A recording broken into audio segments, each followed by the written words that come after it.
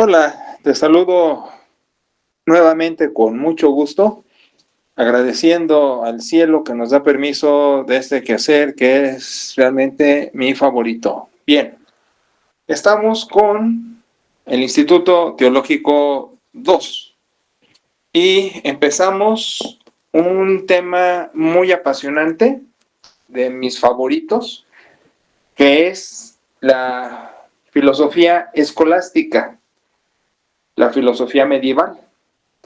Y dentro de lo que vamos a ver, que es muy interesante y son varias cositas, quiero anticiparme con esto. Mira, respecto a las tareas, muy bien Berry, muy bien Lu, muy bien Néstor, muy bien Caro, que trabajaron y que me pasaron su escrito, su redacción. Pera mamá me lo comenta, no lo escribe, me lo comenta, pero también, por supuesto, bien su quehacer. Miren, cuando epistemológicamente entendemos cómo conocemos, y la intención de cerrar ese tema fue cómo comunicar la tarea de conocer y de conocer bien y de comunicar bien. Les mencioné que una idea nada más se le pueden hacer cuatro cosas: o se explica, o se demuestra, se aplica o se reitera. Pero no quise decir que necesariamente se tienen que usar las cuatro maneras en cada idea. No, en un pensamiento uno puede solo explicar, es decir, puede uno seleccionar qué va a hacer con una idea al transmitirla, ¿sí? Entonces, es como cuando platicamos. Ahorita estoy comparando, ¿ves? Es como cuando platicamos. Al platicar, tú no te das cuenta, pero estás usando uno de estos elementos.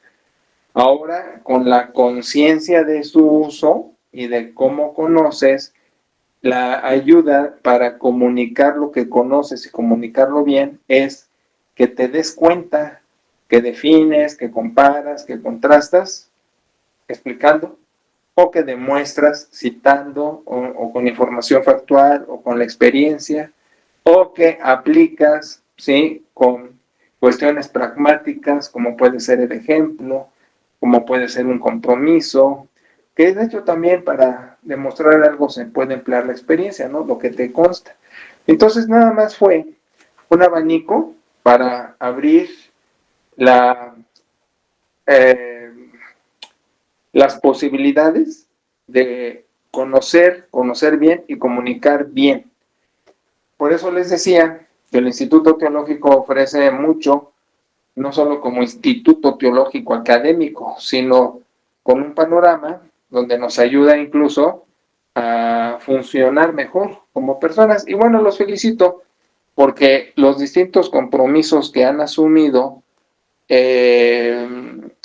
son desafiantes, y por eso en sus tareas particularmente a cada uno le animaba a ser específico con quién y cómo se comprometían en su peregrinaje, ¿verdad? Ahora, entonces, vimos patrística, que no fue otra cosa que darse cuenta del antecedente cristiano. Ok. Vimos epistemología, que no fue otra cosa que saber cómo conocen y cómo comunicar la tarea de conocer y comunicarla bien, ¿sí? Bueno, estoy explicando ahorita, como se dan cuenta, ¿no? Entonces ahora vamos a ver la filosofía medieval o escolástica, son sinónimos, y mi tesis es esta. Así como digo que la patrística es el cristianismo, o sea, por más que las iglesias presuman o de bíblicas o de ortodoxas o de andar en la verdad, como dicen, son patrísticas. O sea, el pensamiento cristiano es patrístico. Pero ahora vamos a ver que el pensamiento contemporáneo, bueno, mejor que decirle contemporáneo, el pensamiento per se, desde el medievo hasta hoy día, es escolástico. Eso a mí me apasiona mucho, y sobre todo cuando di esta clase, te digo, los pastores, sus pobrecitos, sufrieron conmigo porque los ayudaba, quería yo, a pensar y a investigar y a argumentar y sobre todo tener contenido, porque perdóname que lo diga con la crudeza, como lo voy a decir, pero son merolicos del púlpito. Todavía hace poco escuché a un individuo que según dio un gran sermón y era un merolico de pe a pa. Haz de cuenta como los merolicos, si pudiste conocer eso, que estaban en las esquinas de las calles anunciando productos y los vendían y decían qué tenían o qué no. Sergio Corona es el prototipo de merolico con su sketch del fosfovitacal que lo vendía y todo eso. Son merolicos de púlpito, no dan contenido, no enseñan, no tienen argumentos, no tienen formación, aunque sean doctores, abogados, lo que sea, no son exégetas, no son teólogos, no son historiadores. Entonces, ¿qué dan? Pena, aburrimiento, o a la gente en su ignorancia, pues los tienen emocionados por sus gritos y sus sombrerazos, pero pues es una pena. Entonces te digo, a los pastores, tanto en la clase de teología, de historia, patrística, filosofía medieval, quería que pensaran y que tuvieran contenido para, obviamente, formar en sus congregaciones, pero pues no, es mucho mi ideal. No solo dicen que estoy adelantado a la época, sino mi tesis es que están atrasados a la época.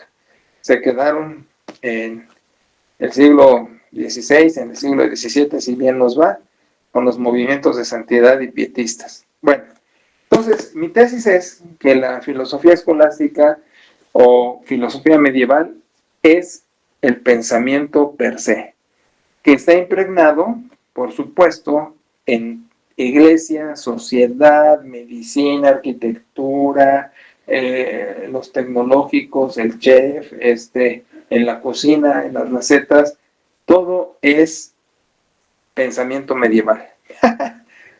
Y tengo que demostrarlo, pues para eso es este temario, ¿ok? Entonces, vamos a materia. Bueno, entonces mira, vamos a empezar por el principio. Ahora las tareas que siempre me gusta que trabajen va a ser, y ya saben cómo explicar, definir conceptos que voy a señalar con una campanita. O sea, yo voy a dar mi rollo, pero dando mi rollo encontrarán términos que pueden acordarse porque en Historia del Cristianismo, Instituto 1, lo vimos y lo dije y lo hablé. Ahora, tienen dos cosas, o van a los videos de Historia del Cristianismo del Instituto Teológico 1, que pues puede ser muy complicado estar buscando, o pues usan los medios tecnológicos, internet, para encontrar lo que señalaré. Entonces, cuando suceda una palabra, un concepto que deben de conocer, pero a la lectura, a la exposición, no les es tan familiar, pues indáguenlo. Nunca se queden con una palabra o un concepto desconocido. Eso jamás debe de suceder. Entonces, así vamos a trabajar. ¿Ok? Aparte de lo que quieran agregar. ¿Sí? Bueno. Entonces, vamos, voy a hacer así, como la campana de Pavlov, para que sepan, qué término. O no, ¿saben qué? Mejor no lo indico, sino lo mencionaré y ya veré en sus trabajos si pescaron, si fueron abusados, si entienden todo lo que estoy diciendo o si hay términos o conceptos que tienen que definir. ¿De acuerdo? Muy bien. Entonces, se le llamaba escolástico per se al maestro que enseñaba las 7 artes liberales. En las escuelas catedralicias y monacales que fundó Carlomagno. Esto lo vimos, bueno, ya para qué les digo, fundadas por Carlomagno.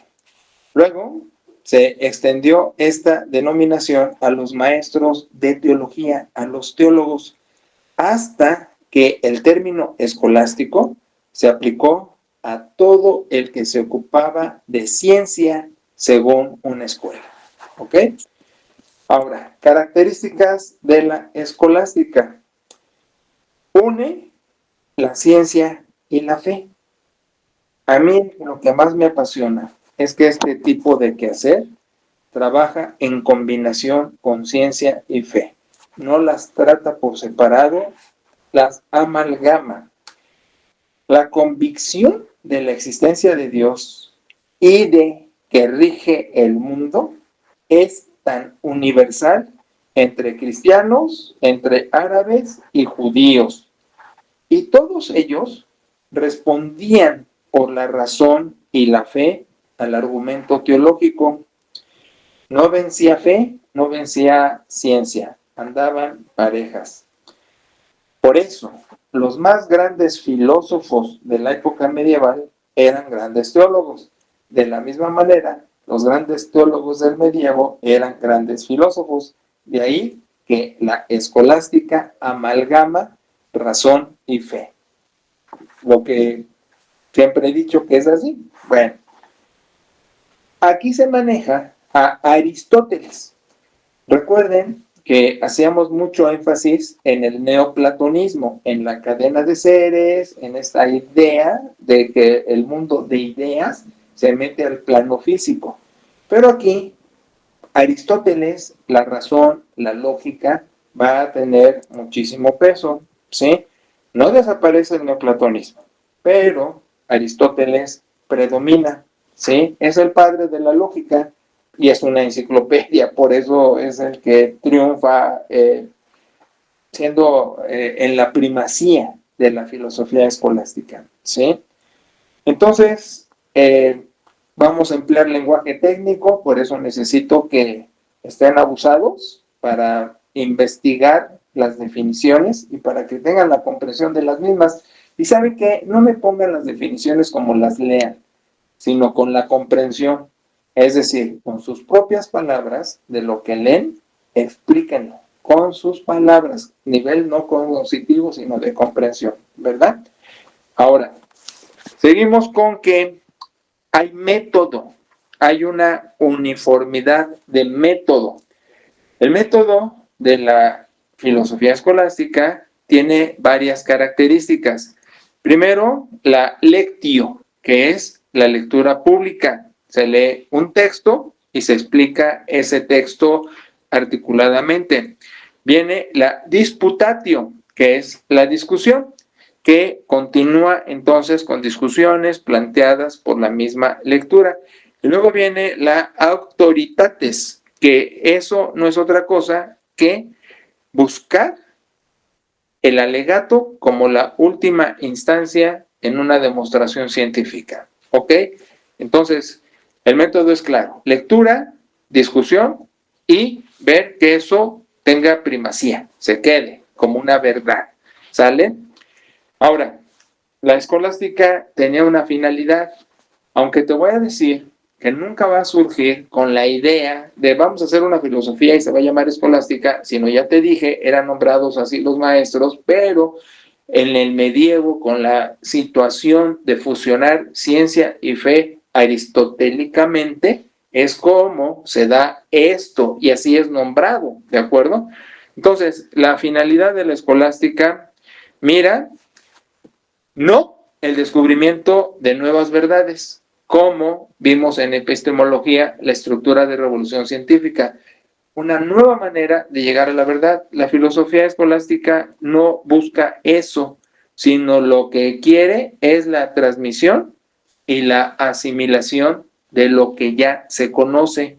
Entonces, esto en las aulas y en los lugares de estudio se hacía la manera de cultivarlo entre el profe y los alumnos, porque eran ellos el único auditorio pensante para desarrollar las ideas. Entonces, por eso van a llegar las formaciones de escuelas que son muy características en ese tiempo, con sus opiniones basadas en el aristotelismo y su uniformidad.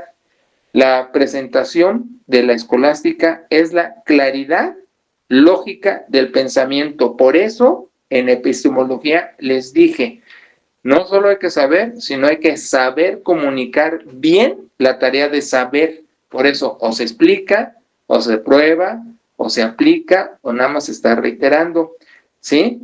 Es saber explicar o presentar claramente el pensamiento. Eso es la intención escolástica. En otras palabras, ser claros, ¿sí? Pero esto inunda todas las ciencias, las matemáticas, la arquitectura, todo. Es lo que digo, siempre está impregnado el mundo del saber de la época, pero aquí se transmina hasta la época actual, ¿sí? Entonces, el instrumento de la ciencia es la lógica deductiva aristotélica y se presenta por silogismos, ¿ok? Ahora, insisto, no se queden con palabras o conceptos sin entender y no me los pongan como los lean, sino con la comprensión de lo que han entendido con sus propias palabras. Ok, bueno, aquí lo vamos a dejar, ya agoté mi tiempo, me pasé un poquito, pero bienvenidos al mundo del saber y del saber explicar y del saber cómo es lo que sé y por qué el mundo hoy día es un mundo escolástico aristotélico, impregnando todas las disciplinas. Para mí es apasionante. Bueno, nos vemos, escolásticos.